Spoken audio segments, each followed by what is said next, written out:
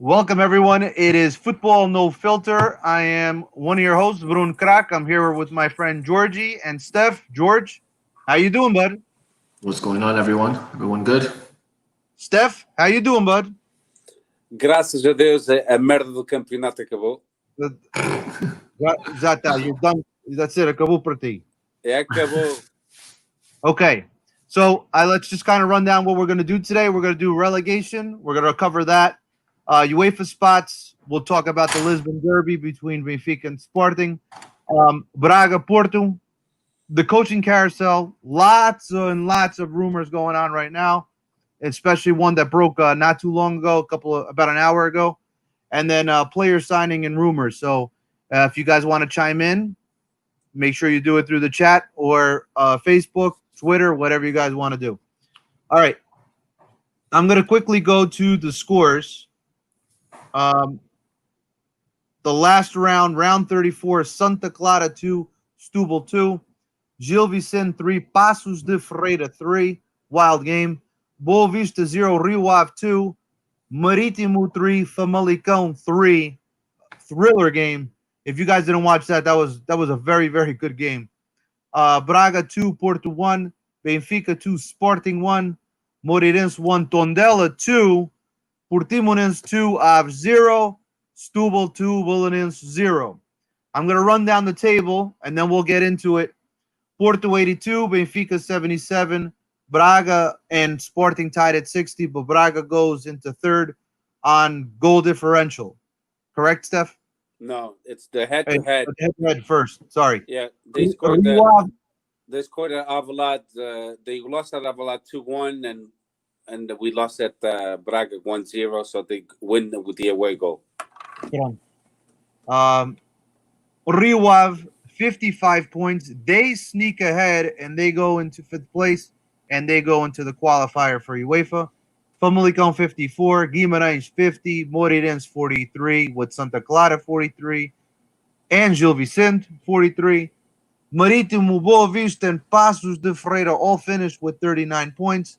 Tondela 36, Belenenses 35, Setúbal 34, Portimonense 33, and Aves 17. So with the standings, Portimonense and Aves drop. Maybe. So let's talk about that real quick. Steph, George, I'll open it up to you guys. I'll start with you, Steph. What did you think was it justified Portimonense? Did you think Setúbal should have dropped, or Belenenses, or Tondela? What did you think? Well, I think the Setúbal, when they went to Avalad and they got the 1 point, was crucial for them, and it played out just like we spoken out in the last podcast, that if Tondela won, if Setúbal won, they would stay in the first division, and that's what happened. They won. They deserved to stay in the first division. Portimonense won, but it was too late. They saved it for the last round, and that was way too late. So, in my perspective, I've seen things.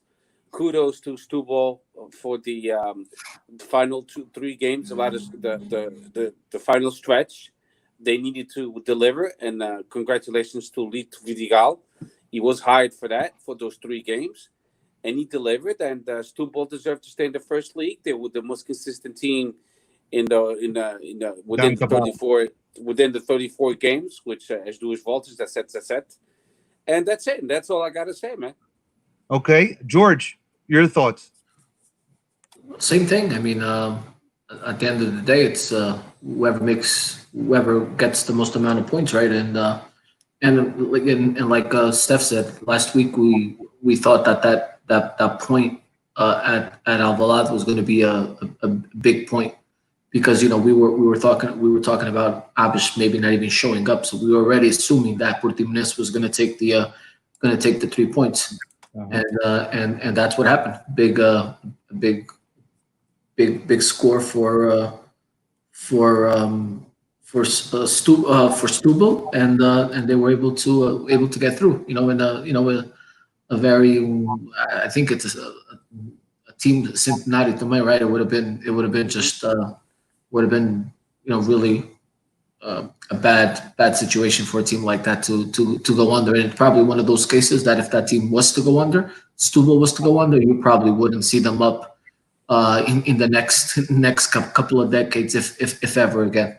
So yeah, I mean, and I'm glad that you brought that up because, coming out today again, not too long ago, a couple hours ago, there is a possibility that Setúbal will drop to the third division, not the second, but the third, and that has to do with financial aspects. So right now, there's a lot of things that could happen here between Setúbal, Portimonense. Obviously, Portimonense is going to be keeping a very close eye on what happens there because they'll jump right in, and then and Setúbal will drop. And I do agree 1,000% with George. If Setúbal is one of those teams that does drop to the third division, you probably will never see them back in the first division again. Mm-hmm. And they just don't have the stability. They just don't have the stability. Pronto. Belenenses Tondela, I mean, Belenenses, they played poorly in that game against Setúbal. I was watching it. They tried, but they just couldn't. After the 1-0, they couldn't break it. And I just don't understand Belenenses because they do have a good team on paper, at least with experience. Tondela was a team that just got by, and again they went to Moreirense and they won 2-1 with 2 penalties, which were justified. Now let's go to the UEFA Cup, the UEFA Europa League tournament or Europa League spots. Famalicão draws 3-3, Steph, at Marítimo. That was a wild game. Rio Ave goes to Boa Vista, wins 2-0. What did you think of all that? Well, I think that kudos to Rio Ave for believing until the end. They never gave up, and Famalicão couldn't deliver at the end. They had a good team. They in my point of view, they were one of the most exciting teams in the Portuguese league. But at the end, when you need to deliver, they couldn't. And also, a big round of applause to Marítimo for such an exciting game and not just laying down or open their legs and let Famalicão just take the whole cake. No, they went to play to honor the T-shirt of Marítimo.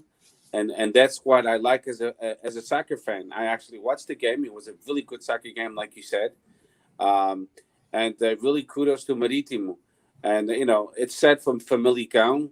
But, at the end, it's like that. It's like George said, the most consistent team, the one who has the most points, they'll be the team that will win the championship. And in this case, a spot in the Liga Europa. So congratulations to Rio Ave, good coach Carvalhal, which we'll talk about it, but he's going to Braga apparently. Really good coach, and that's I'm excited for Vila de Conde. If they keep the same team, they could be a surprise in Liga Europa. We shall see. But congratulations to Vila de Conde, to Rio Ave. I'm going to piggyback off what you just said. So George, I'm going to ask you a different question. Braga goes in direct. Sporting, Rio Ave have to qualify. What is your expectations for those 3 teams right now? With a couple of months before they go into play, you're looking at about 2 months away for Europa League to begin. What are your expectations for those 3 teams in Europa League? Well, I think Braga is going to have a good team. I think with the sale of Trincão, 31 million, with a couple of other sales, I think they're going to have, even though they're investing heavily on the academy. I think the academy, the cost of it's going to be 31 million, which is the transfer fee for Trincão. So it just depends what they do with with those funds. But Braga, since Salvador took over, Braga has always had a very competitive team. They've always had a very, very competitive team. They've been, in most cases, very well coached. I love Carvalhal. I love his style of soccer. I like his presence on the sideline. So I think they're going to do. I think they're going to do really well. I hope and I think they'll, without knowing the teams, I think they'll challenge to get out of group stage. Now, I want to add something before you end on Braga. I believe Trincão is going to be on loan next season to them, if I'm not mistaken. So they get I don't 31 know million. about that. That's what I initially read. He's going to stay there for another season on loan. Because He said goodbye. Barcelona just said that. Yeah. He said goodbye to the team. Yeah. Oh, he did? Yeah. But I think it's a scenario that's on the table. But I think Barcelona, like 2-3 weeks ago, they came out and they said that they already had an offer for 45 million. So with that being said, I doubt it very well that Barcelona would accept them staying on loan. Yeah, and that he would accept being on loan. Yeah, they said they came out and they said that they already had an offer for 45 million without him even playing a game for Barcelona. I could try to bring it up here on the internet on Google, but if you search it, you'll see that was one of the big shots for Barcelona that came out and said that already. Sporting is Sporting, right? Sporting, you expect them to qualify and you expect them to go to the group stages and come out of the group stages as well. Are they going to do that? It all depends on what players they bring onto the team, because they, not for nothing, right? They're one of our biggest rivals, but that has nothing to do with it. I think they need a lot of help. I think they have a couple of really good young players, but they need to balance that with some quality and some experience. So it just depends on what they do. Rio Ave and Famalicão, look at Rio Ave and Famalicão. It's gonna be tough. But it's a bonus for them to be able to get into it. Number one, right? I think they get a little bit of they get some money out of it, and hopefully they can they catch accessible teams, and they can pull through. But now the thing with these teams now, it's you have Rio Ave, you have Famalicão, teams that are really financially stable, and finishing up in these this high in the standings. There's going to be teams that are going to come after their players. So it just it depends on how they replace them, the quality that they replace them with, and I guess that's But while we're talking about these teams, Rio Ave, Famalicão, you look at the table. You have Moreirense finishing 8th. You have Santa Clara that finishing 9th. And then something that catches my eye is Gil Vicente. If we go back a year or so, Gil Vicente was 2nd division, right? They came back up. They came back up because of that whole. With the Cas Mateus.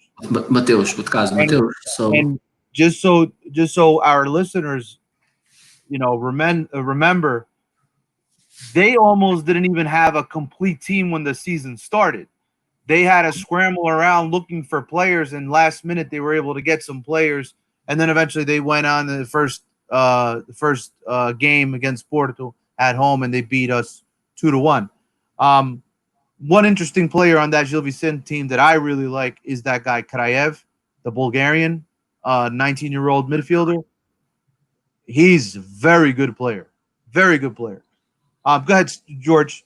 Continue. Yeah, I'm just giving kudos to these quote unquote smaller teams, and especially Gil Vicente, that was in a really bad situation a couple of years ago. Being relegated because of Casa Mateus, and going to the justice system and being able to be brought back into first division, and like you said, having to scramble to get players. And this season, finished up in 10th place. Really, they were never really in any relegation zone throughout the year that I can recall. So a really good job to these so-called smaller teams that were able to not only smaller teams, but teams that really didn't have a lot of experience in first division, like Famalicão, Santa Clara, Gil Vicente. Did a really good job. A lot of smaller teams, very well coached, and were able to find quality players in players that we never heard of, and now they probably can make a little bit of money and help the clubs out. They definitely can. All right, I'm going to invite you guys to start preparing yourselves for the Benfica Sporting game, the breakdown. Sporting goes into the Stade de Luz. They lose 2-1. George, you were the home team. I'll let you go first with your lineup if you're ready. Yeah, let me get the lineup here. Okay. Um, Steph, you got yours, right? Mm-hmm. so the lineup for Benfica was Vlaco Dimos, Tavares, Ruben Dias, Jardel, André Almeida, Weigl, uh, Gabriel, Pizzi, Chiquinho, Servi, and Seferovic. And Steph, your lineup with Sporting was? Goalie Luis Maximiano, Eduardo Quaresma, Marco Acuñas, Luis Neto, Mateus Nunes, Mendes, Wendel, Stefan Ritovski, Gonçalo Plata, Andrés Porar, Giovanni Borges. Okay, so let's kind of break down the first half. Steph, you were the away team. I'll let you go first. What was your initial thoughts of the game or first half per se? The first half it was Benfica dominated. It was a sloppy first half, but they could have basically gone to the halftime by at least 3-0. We played really bad, and that's it. That's what I think about the first half. Sporting played really bad. Couldn't find themselves together. It showed, just like George said, that we have some good youth players, but we don't have the veterans, the experience that we need when we play against a top team. I mean, the same thing happened against Porto, and the same thing happened against Benfica. So um, we não tem calos nas mãos, não tem experiência. So it showed the first half, and that's my take on the first half. George, go ahead. Well, same thing with that Steph said. I mean, Benfica, started out well. I think when you look at the statistics, Actually, Sporting started out better. yeah. The first 5-10 minutes, and then Benfica took over. When you look at the statistics of the whole game, something that might not be as, unless you really look at the statistics, Sporting actually had more ball possession than Benfica. But Benfica had, many more quality chances to score. First half, like Steph said, Benfica could have gotten into halftime winning 2-3-0 easily if they had finished the plays that they had. Or we're just talking about the first half, or we're talking about the whole game? You could talk about whatever you want. Okay. And then then second half, I think Benfica lost control of the game. I think one of the things that I think our midfield is not it's not holding play. Especially when we attack, we get caught on counterattacks real easily and out of position. And Sporar, scored a nice goal, a very well organized counterattack. And then Benfica was it Vinicius came in and scored a goal. I think it's clear that it was a clean goal, but Benfica a game that they could have easily have won. They complicated it because they lost the midfield and left the door open for Sporting to come back and tie, and just by a shoelace they were able to pull it off. By a white shoelace. White shoelace, yep. A white shoelace. There wasn't a white shoe. Se calhar não dava, mas. Também não dava, yeah. Steph, your takeaway. I mean, I'm just gonna try to have you summarize your roster, what your expectations are going forward for Sporting. What do you think? I know the answer. It's going to be a lot, but let me kind of rephrase the question. Which players do you expect that are going to stay? Okay, that's a difficult question, but about the second half, because I never spoke about that. Go ahead. Yeah, no problem. The Sporting started the second half with tying up the game, and they played well actually. the 2 goals that Benfica scored, it was 2 easy goals. I mean, you have top-notch players, internacionais da Suíça, brasileiro, Vinicius, they're not going to miss for up close inside the box. So, o Sterovic, ele escolheu para que lado? É para aquele. Easy peasy. And the Vinicius, the same thing. If you look at the second goal of Benfica, when the Benfica player crosses the ball, I'm like, oh my God, they have 3-4 plays in the second post. Somebody's going to score, and that's what happened. So what am I going with this? I'm going with this that Kouacs got hurt, and we had Net replacing him. And Net is not a leader. He's not a great voice in the Balneário. He seems to be, but he's not. Those 2 goals, I blame the defense. O Benfica ficou à vontade, ninguém se antecipou, ficaram a dormir, e, claro, os avançados do Benfica, they paid to score goals, and when it's that easy inside the small box, they will score, and they did. So the loss of the 3rd place has nothing to do with Benfica. It's totally to do with Sporting. After the COVID-19, the first 5 games we won. Then after that, we tied, we won, we lost, we tied, and we lost. So we lost 2, 5, 7, 10 points. The last 5 games, we lost 10 points. How do you expect to keep a 3rd place when you lose 10 points? It's impossible. With that said, moving along, the game, that's it. It's over. We deserve to lose because we couldn't even tie the game against a Benfica that I consider one of the weakest Benficas in the last couple of years. If we can win against this Benfica, when Jesus comes back and he has a super team, we fucked totally. So Benfica was on a low.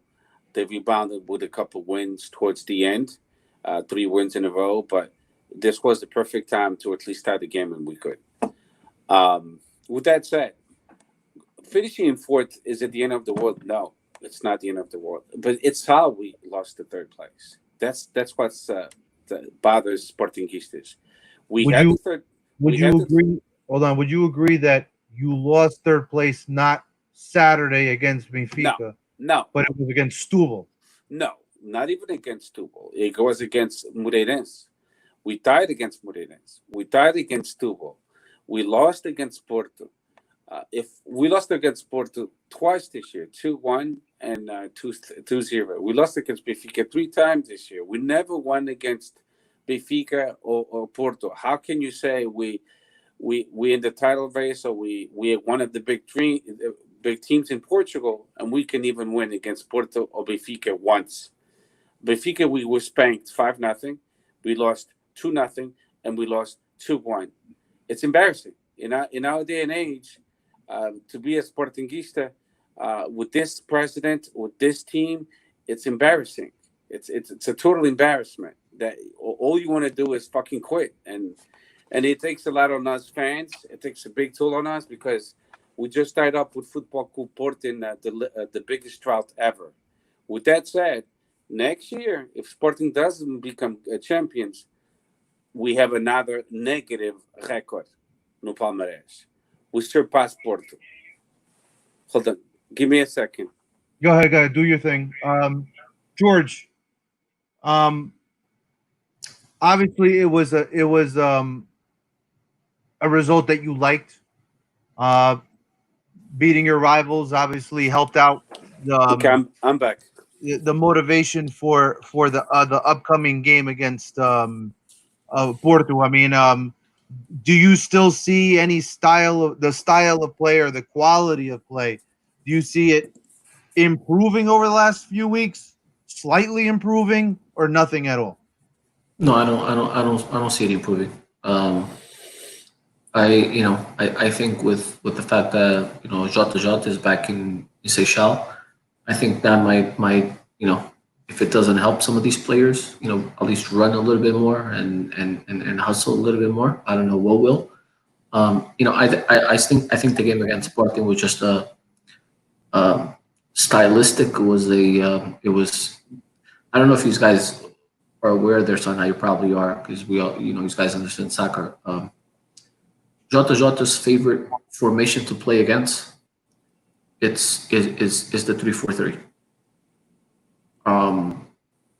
It's one that he played many years when he first started as a coach, and it's the formation that he's most comfortable playing against because he knows how to beat it. He knows where the spaces are going to be when you're playing the 3-4-3 formation.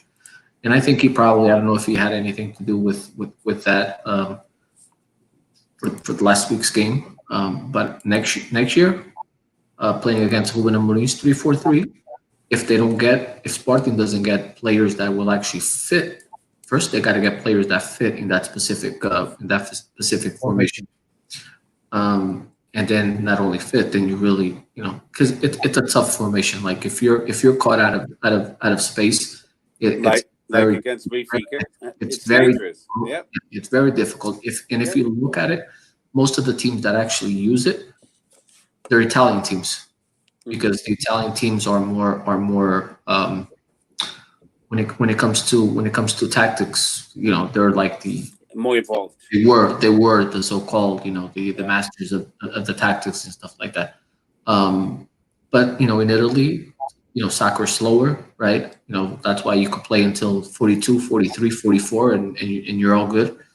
But in Portugal and in other countries, it's a little bit different. So even though Bruno Amorim did really well with that formation in Braga, I don't know what's going to happen now, going forward next year. But to answer your question, I don't. It didn't help me as far as getting that good feeling, for the upcoming game on Saturday. I still think we're way the underdogs against Porto. I think Porto is much better, and with winning the title, from an emotional standpoint, they're much better as well. So I foresee a very difficult game for Benfica. Okay, Steph, I'm going to return back to you because I know you were in the middle of your thought. Go right ahead, finish your thought, so then we can move on to the next segment. Okay, so to answer your question about the next season is going to be a lot of changes, in depth. First of all, when you have an experienced president like Frederico Fernandes and un director como Viana, that they don't know what they're doing, and I only blame the Sportingistas. There's nobody else to blame. This has nothing to do with Benfiquistas or Portistas. It has everything to do with us Sportingistas. We elected him to be the president of Sporting, knowing quite well he had no experience.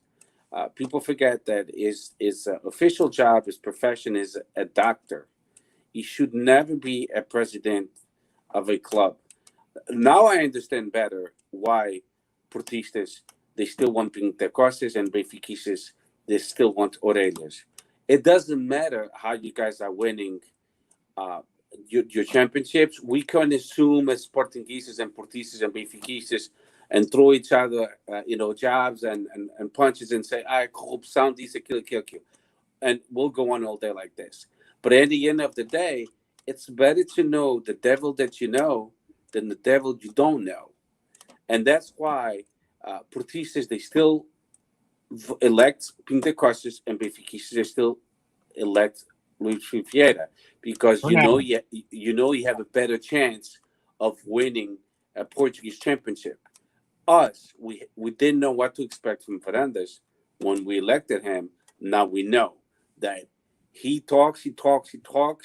People forget, but at the beginning of the season, he said, our team will be fighting for the title race. We'll be fighting for the title. And what happened?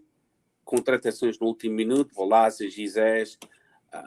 If you remember when Sporting won the Taça de Portugal and Taça da Liga, which team did we have? Bas Dost, Nani, we had Rafinha, we had Montero.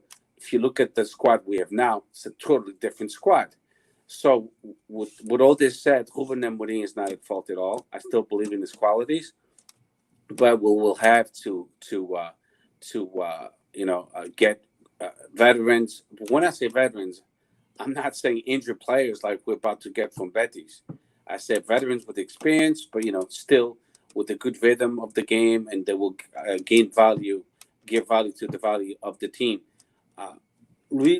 Friedrich Varandas, he wants to sell every player he can. It looks like he wants to sell Nuno Mendes. It looks like he wants to sell o Jovan Borges. It looks like he wants to sell o Joelson Fernandes. He didn't even play against Benfica when everyone was expecting him to play, since Arsenal was in Lisbon, apparently, to close the deal for 45 million, which I really doubt, because we're not good negotiators. We're not Porto, we're not Benfica. Probably we'll sell him for 15 millions, even if the release clause says 45. So if we keep this president, I am ashamed to say, but I think we'll finish again in third or fourth place next year, and Benfica and Porto will look at us as a lack of respect, and they'll walk all over us again. We don't have the experience. We don't have the confidence. We're totally doomed. The Sporting is very divided. If you don't have your fans next to you, like Benfica and Porto have, Benfica is a little bit divided now with the elections, but I'm pretty sure after the elections they'll resume and they'll get back together, especially with such a good coach as JJ. I'm not approving, his actions, but he is a good coach, and it looks like they're putting together a good team. So if we don't match it up with Benfica, Porto is a little bit of a mess as well. They're about to lose half of the team. Then we in deep trouble. So I foresee Sporting having to go to the market, buy good players for Ruben Amorim, and hopefully Ruben Amorim has the say of which players he wants for his tactic of 3-4-3, and then maybe we'll have an interesting shot as an outsider, for the title race. And it all depends on the market. So let's see. I mean, we can even close the deals we've been talking about for a month. We've been talking for Fidel do Betis for a month, and Tunes for like a couple of weeks, Utoro do Manchester City for almost a month. We can even close those deals. So it's not a good feeling, a fuzzy feeling I have in my stomach. It looks like, it's going to be a messy season again. I hope not. But with this president and Luke Viana, we doomed. I just hope he wakes up one day and they kill Pesa de Missão and we start the elections, because it takes like 3 months. So now would be ideal for him to ask for the Missão, but I don't think so, because é daqueles presidentes que gosta do poder. But we're not equipped to beat Benfica or Futebol Clube Porto with this president.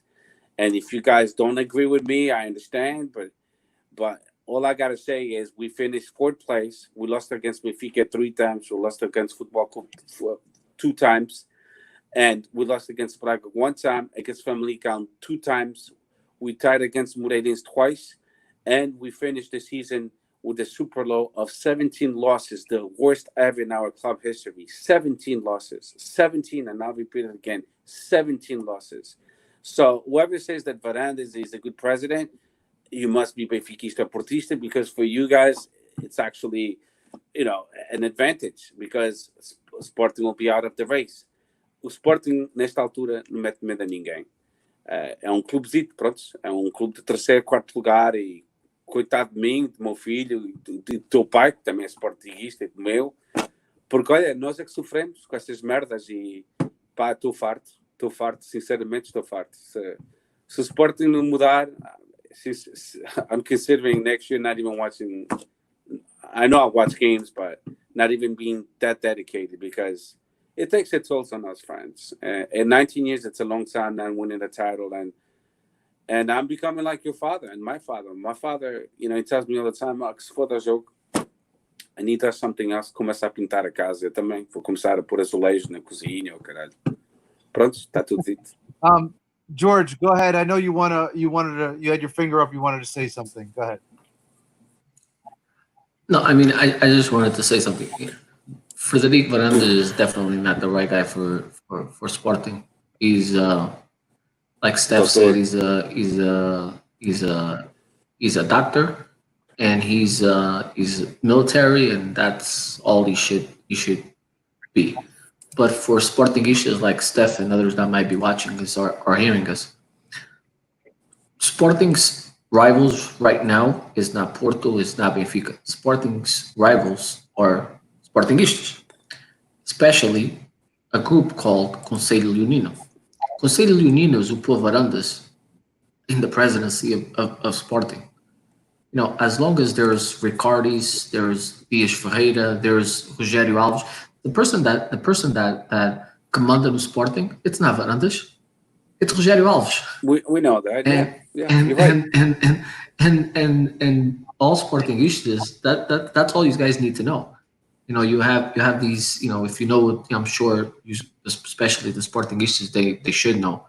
But for the Portistas and for the Benfiquistas, Conselho Leonino, it's the upper class of Sportingistas. It's the doctors, it's the lawyers, it's all the people. It's all the people in Lisbon that have the the high standards. Os croquettes, and not only that, Steph. Most of them, what profession do they have? Pá, sim, mas eles não investem. No. Eles querem fazer dinheiro com o Sporting. But that's the point exactly where I'm getting. Yeah. What most of them, what professions do they have? Lawyers, bancários. Lawyers, bancários, e médicos, pronto, and how much money must they have in there that they want to recoup, making a profit? That's why there's not much. No.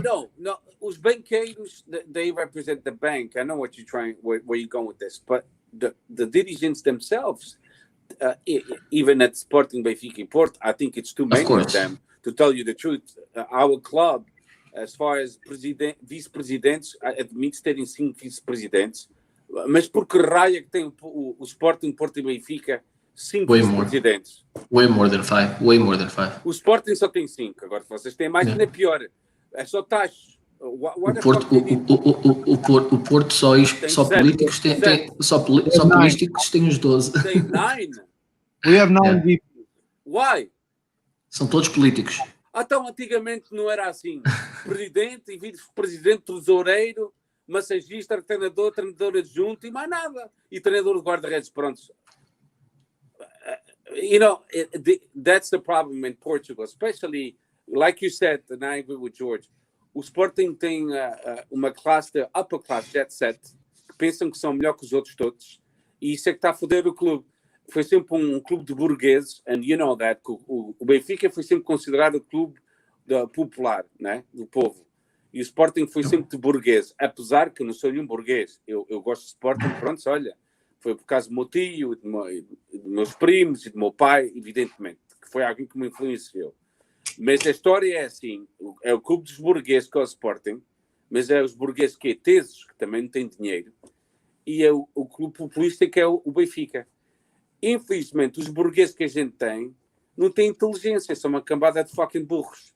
And we are in the stage we are in because we need a president with balls, and we don't have it. Benfica has one with balls. Even when things are really bad, he manages to fucking come out of it. And Pentecost is the same thing. Yeah, you got to Conselho Leonino. The people in the Conselho Leonino, they hold their votes weigh much more than any regular person's vote. So if you have Conselho Leonino votes behind you, you're closer to the presidency. And the only one that was able to front the Conselho Leonino was Bruno Carvalho. You know, he was crazy, but he was the only one that could front them.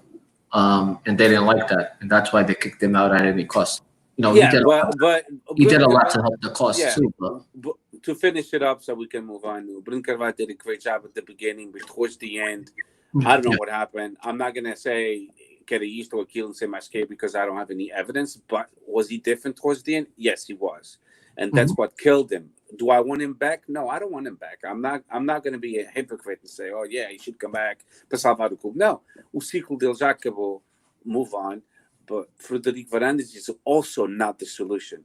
BDC, it would be a great maybe vice president or an advisor for a future president at the Sporting Clube Portugal, but certainly he could never come back as a president. It's not because I dislike him. It's because towards the end, he shot himself on the foot. Nobody else did, just himself. And that's all I got to say. Let's move on and let's talk about the Braga Porto, I guess. Yeah, so Braga won 2-1. Porto lined up with Diogo Costa in goal, Manafá right back, Pep Late and Alex Telles, Otavio Uribe, Danilo Pereira in the middle, and then it was Corona, Diaz, and Suarez up top. We played in a 4-3-3. We scored very early on Uribe. I don't know what happened on with the VAR or the referee with the tackle on Uribe. That one was definitely a foul for at least a yellow card. At the minimum of minimums, a yellow card. No card was shown. Porto looked very, very, very dynamic up until the injury to Luis Diaz.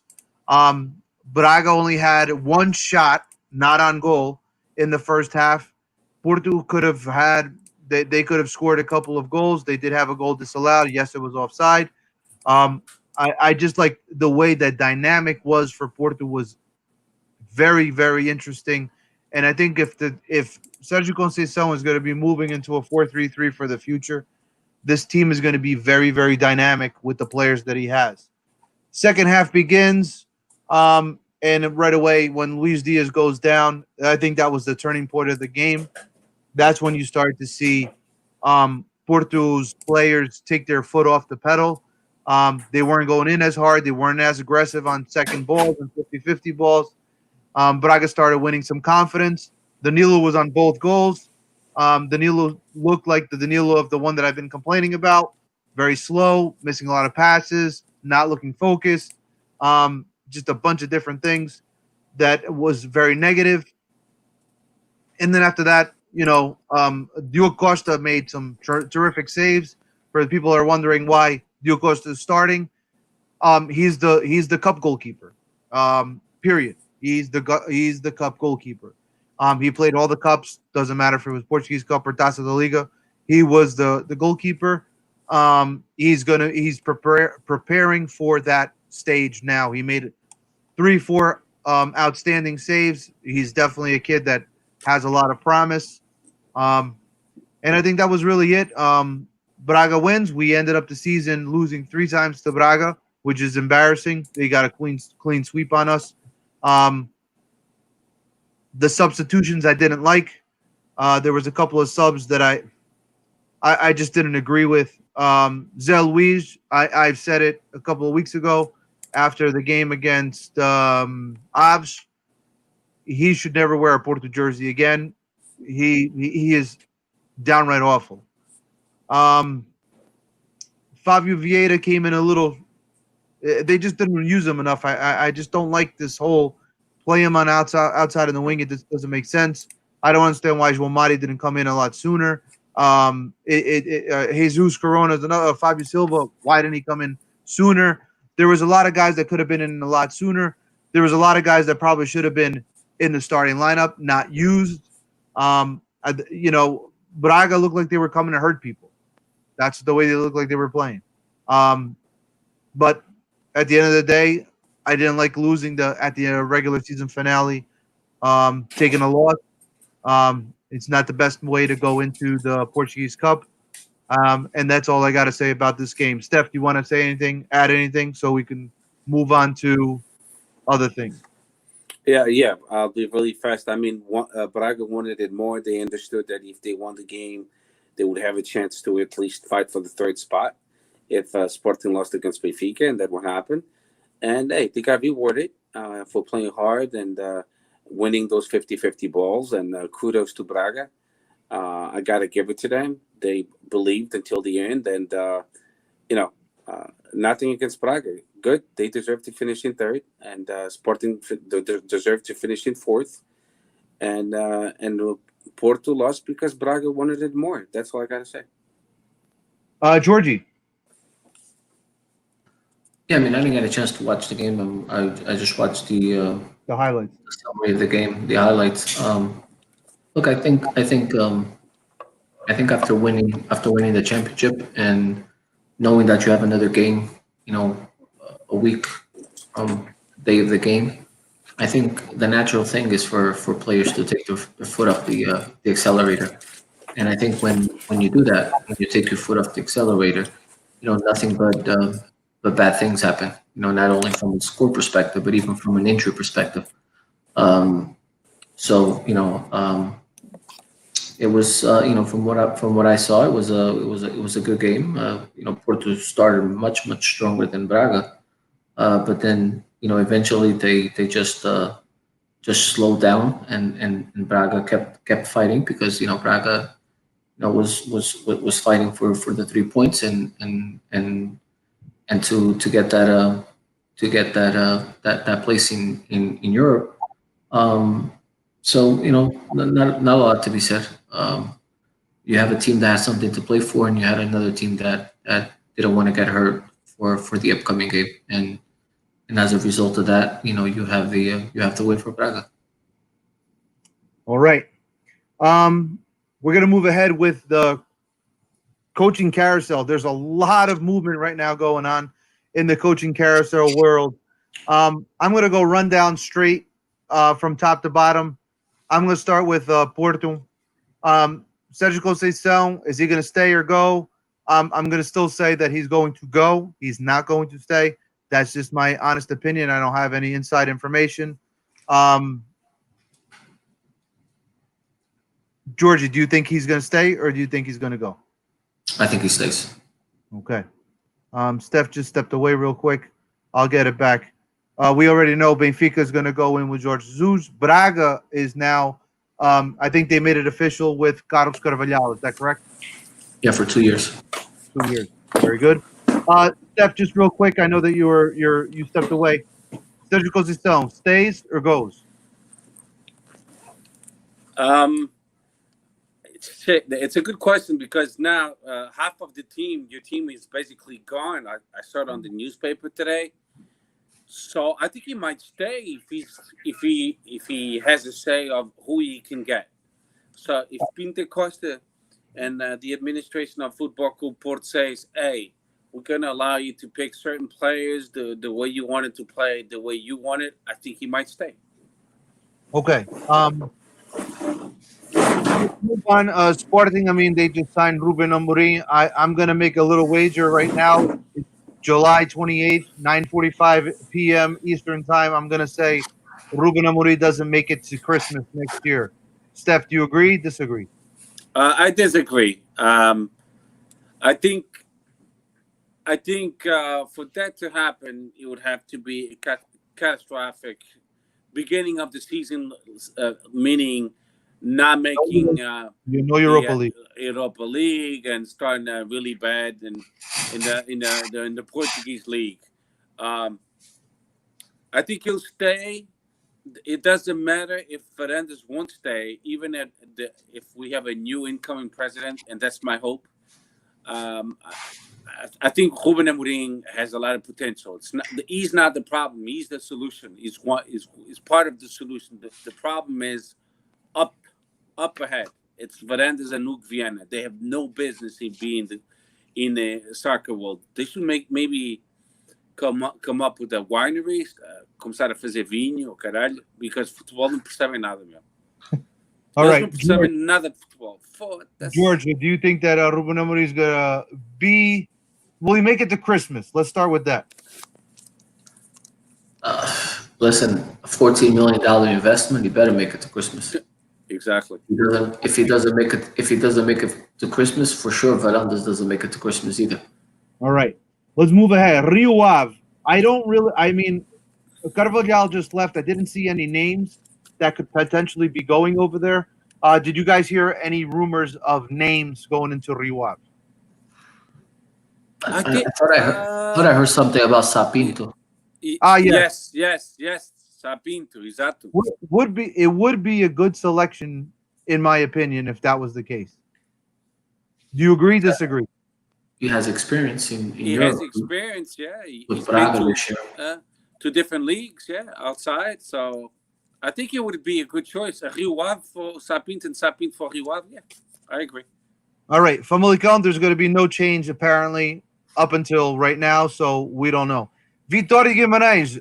Today we saw Thiago, the ex-Braga and Benfica player that also played for Chelsea, Atletico Madrid, Juventus, and so on and so forth. I think he has been the big name linked to the Guimarães job.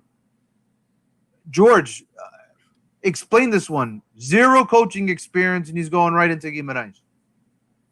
Welcome to Guimarães. I mean, it's for whatever reason, for whatever reason, I thought his name was linked to a different club too. I think it might have been from Licon that he was linked also to. It's possible. From Licon or Rio Ave, one of the teams, but he was linked to. I think it was Rio Ave also that he was linked to. I mean, listen, he was Athletic Madrid captain for a long time, right? He was the extension of Simeone on the field. He took part of the Simeone team, coaching team, for a while as well. You never know. You never know. But I mean, but taking that step right off the bat and coaching a team like Guimarães with those fans that are very, very, very, very demanding, it takes a lot of cojones. He was developed at Braga, so there's that rivalry. Guimarães, Braga, they don't accept that very well. Steph, good move or bad move if this is confirmed?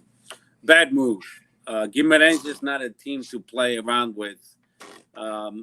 He needs to get experience, and it's also a bad move for Thiago. He should start, in a lower division team. Guimarães, it's a lot of responsibilities. Like George said, they have a good fan base. The minute the shit goes south, el primero a ir.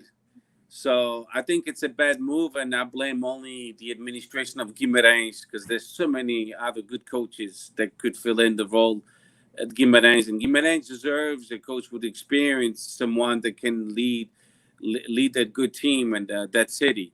So Thiago, I don't know much about him as a coach. As a player, he was an awesome player, very steady, very responsible, very respectful, well-spoken. I remember that about him. He was never provocative, but let's face it. Even Ruben Amorim, it was a risk for Sporting, but so far he has showed he does know how to coach. But Thiago, it's going to be it's dangerous for Guimarães. That's all I got to say. I'm going to agree with you, and I will throw in another wrinkle. It does pay off when you have Jorge Mendes as your agent. Huh? Pois está. Moreirense. Talking about that, we were talking about Bruno Lage and his $8 million contract that Benfica was responsible for. Rumor is that he's going to be announced as Aston Villa coach. Aston Villa. And I'm sure there goes the $8 million that Oreiras had to pay him. And then I don't think it was $8 million. I think it was on a month-to-month basis. No, it was $8 million. $8 million, the total amount of the contract. Michel, vai ter que pagar o Benfica. No. So the arrangement with Benfica was that até arranjar trabalho. Não só até arranjar trabalho. Depois de arranjar trabalho, if there was a difference between what he was getting paid at Benfica and what his new job offered him, Benfica had to cover the difference to complete the $2 million per year, $2 million euros per year. I got you. Going to England, obviously everybody there makes more than 2 million euros. So there goes that. So Bruno Lage wasn't so bad to Benfica. He actually was nice to Benfica towards the end. Now hold on a second. Now there is this thing that the ownership group of Aston Villa has. Hold on, you froze. Também só ia dizer merda. You froze, Bruno. You're frozen. Paga a internet, caralho.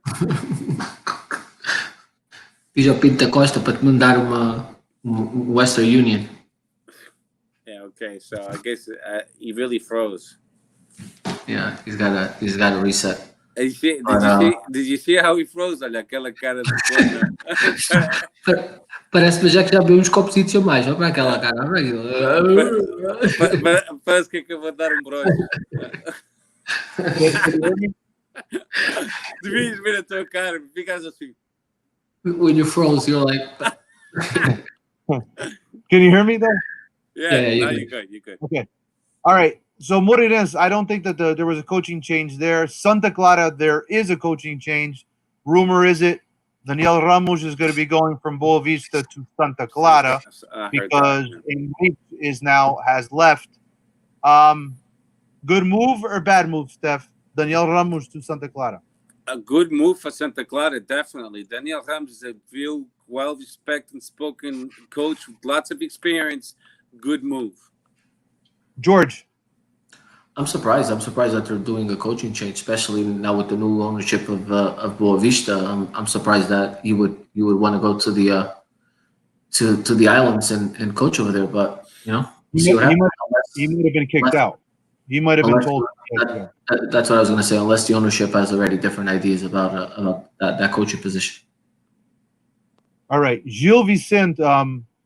Oliveira, I think his name is. I forget his name now. It's not coming to me. Vitor. Vitor Oliveira. He's leaving Gil Vicente.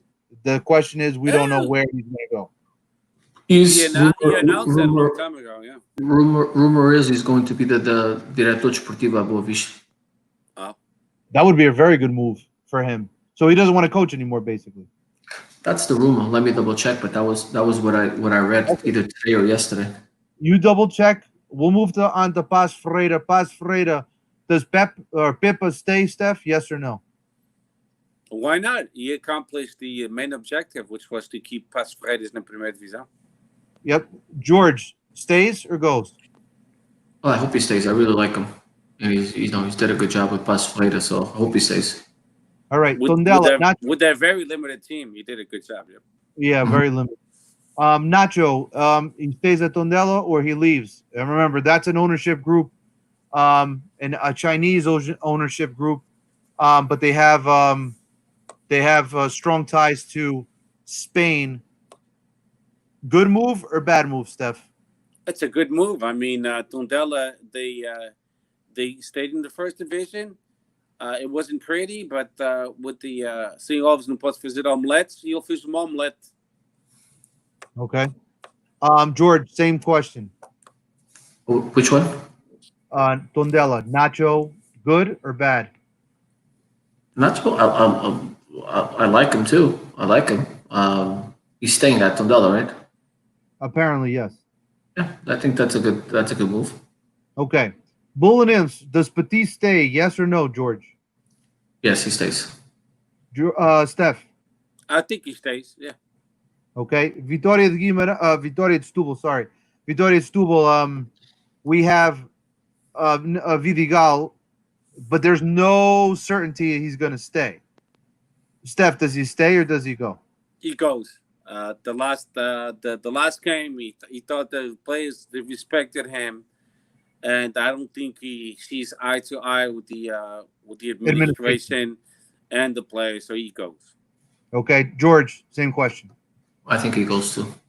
Okay, and then lastly, Paulo Sergio, does he stay or go at Portimonense? He goes. George, he has to go. He goes. He's out. All right. É ordenado muito caro. Ordenado muito caro. Para a segunda divisão é. Well, that's if they stay. I mean, we don't know if they're going to drop or not. No, okay. They will drop. Rumors. Signing rumors. Cavani. Does he stay or does he go to Benfica or does he not go to Benfica and he signs with Bayern Munich? George, it's your club. I think Cavani signs with Roma. With Roma. 3 years. That's the rumor. 3-year offer. All right, Steph. I think if Benfica could sign him, it would be great for the Portuguese league because we need a name like that to bring up fans to the stadiums. And I'm saying this in a very honest way. I'm not being stupid about it. But I find it hard to believe because how much is his salary? I don't know if Benfica could make esforço. How much does he make, this guy? 18 million. 18 million. Ei, com caralho. Clean. Makes it. Clean. I don't see Benfica paying 18 million. Tinha que vender o terceiro anel. He makes 18 million. He's demanding 12 million. Hey, you think Benfica will pay 12 million? That's 24 million. Look. No, he's not. He's not asking for clean. But still 12 million. I'll make you a little drawing. You know how much Zivkovic is going to make next year? No. 5.9 million. Pois, é diferente. Não é diferente. Tiras os salários, 5.9 million, and you take a couple more, que não valem nada, que não fazem nada na equipe, não fazem nada no plantel. Oh, no, I know. And you pay one of the top goal scorers in the world. Ok. O que estás a dizer é que vocês estão... o Benfica teria que fazer ginástica. They would have to be creative to come up with a massive salary for this guy.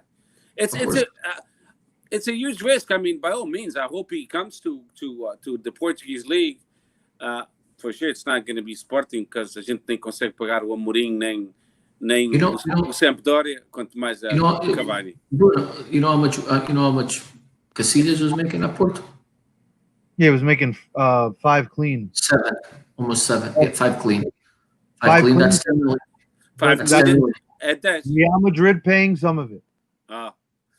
I think it's not going to be realistic because if Rome is in the race and you said Bayern Munich, they just came on today. They have more financial conditions than Benfica. They will throw a fucking bonus, signature bonus e lá vai ele. Ele quer dinheiro, meu. Vocês pensam que esse gajo... Achas que ele nem sabe quem é o Benfica? I mean, sabe, mas não tem aquela cultura como a gente tem, não é? He's not Portuguese. He doesn't really care. He's after the money. So, I mean, I hope he comes to the Portuguese league because we need a big name because our league is dying fast. Very fast. Very, very fast. All right, I'm going to take the ones I know Steph has hinted at it a couple of times already throughout the show. Porto looks like they're going to be selling quote unquote half their team. So he probably I'm assuming that Steph got that information from Avola. Yeah. We all know Avola loves to sell Porto players. They don't sell anybody else. O jogo também. I think the 3 major papers had it. Brunch. I'm just going to say this one with Avola. I mean, you got to look at what the situation that Porto's in. They have to make $100 million in sales. Number one. Number two, we have a lot of those players that are going into their final year or the last 2 years of their contract. So in January, they can sign for free if we don't sell them now. Or we're going to be at this same situation this time next year with some other players. So there's guys that are aging, mid to later 20s versus mid to upper or younger 20s. So again, the value, the timing, it all says you have to sell now. Steph mentioned something very important before when I asked him about Sergio Conceição. What type of players are going to be? And I've been saying this for weeks, months, whatever you want to call it. We are going to be taking a lot of loaned players in. I know for sure we're going to get 2 loan players from Real Madrid. Big mistake. Listen, it really depends on the relationship that you have and who you get. Unfortunately, Porto's doing what they had to do in the late 90s, early 2000s. They had to take in a lot of loans for guys that weren't getting a lot of playing time at these other clubs. In the meantime, you get to have some of your younger players grow, develop, and get their value up. You sell a lot of those guys, you're going to have a lot more financial possibilities to play with in the near future if things go well with certain development. Other than that, it's not going to happen. I keep on saying that in Sporting and Benfica is going to be the same thing. It's going to be a lot of loan players coming in. It's not going to be a lot of purchases because we just don't have the money. And that's just how things are. And the way the transfer market is changing now is a lot of clubs are like, look, I'm not too certain about getting that player. I'd rather loan him with an option to buy. Loan me the player. If he's good, option to buy. A lot with what Sporting did with Mateus Pereira. They loaned him with the option to buy. Unfortunately, he blew up the transfer clause that was agreed upon when on the initial loan was 12 million. Man, Sporting at that time was like, well, if he had his decent season, 12 million is not that bad. Unfortunately, he blew up, and he's probably worth 2-3 times that now, and they're only getting 12 million out of it. Os negócios do Varandas e o Viana. Pronto, aí está. It's the risk that people take. It's the risk that people take. Let me give you a sneak peek at some news for tomorrow. One of my friends, Luis Teixeira, just texted me a picture. I'm not going to show it because I don't want YouTube to get us in trouble anymore. I know. But there's a picture of Bruno Lage shaking the hands of Sérgio Conceição, and it states, Futebol Clube Porto reserva Lage para o lugar de Sérgio. Yeah, I've heard that already. Não, isso é só para chatear os portistas e benfiquistas, that's all. It's bullshit. And now in 5 minutes, just a reminder.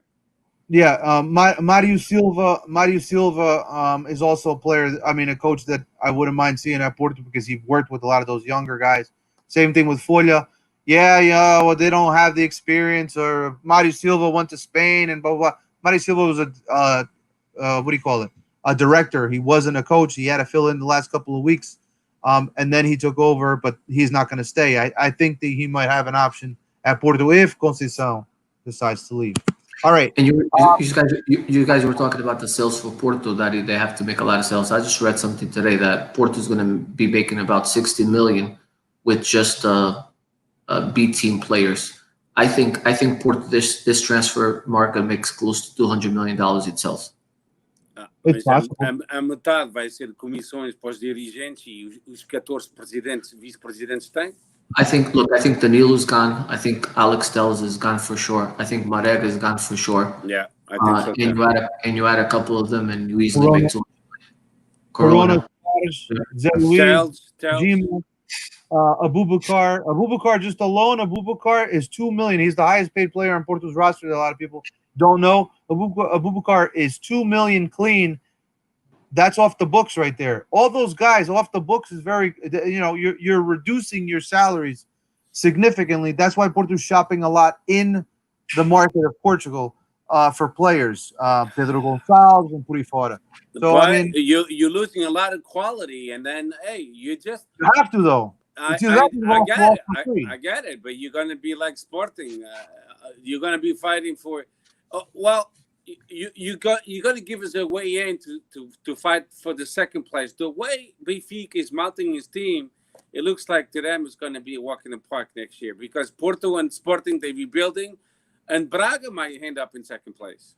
They might be the title race because o António Salvador está a fazer trabalho muito mais superior que o Frederico Varandas. E agora o Porto vamos ter que esperar, não é? Porque pode ser que o Pinto Costa, que ele é uma velha raposa, consiga fazer contratações que a gente não está a ver agora. We'll see. We'll see. All right. Cup final is this Saturday. Steph, I'm going to start with you. You're the neutral. What's your prediction? My prediction in this game é jogo triplo. Prontos. É 6-2. Não há... Porque o Porto ganhou o campeonato e o Benfica está na moto baixo. It's a game that it brings the best of the players because they understand the importance of that game, that everyone is watching them.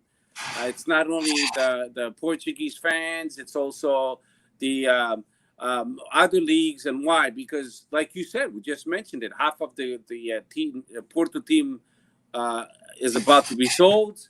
So now you have other clubs interested, fans of other clubs interested. Oh, maybe we're going to get this player, so they'll be watching the game. It's a final, the Taça Portugal. So to me, there's no favorites. Benfica they won the last 3 games. Porto is on a high note. They became champion of Portugal, but they lost against Braga in Braga. So it's going to be a 50-50 game. There's no favorites for me, and we already spoke about it. I'll be the host for that day, so you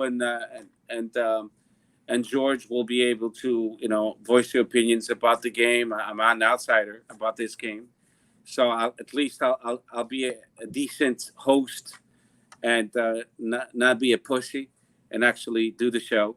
But 50-50 for this game, and I have no favorites. Don't ask me to pick because I don't really care.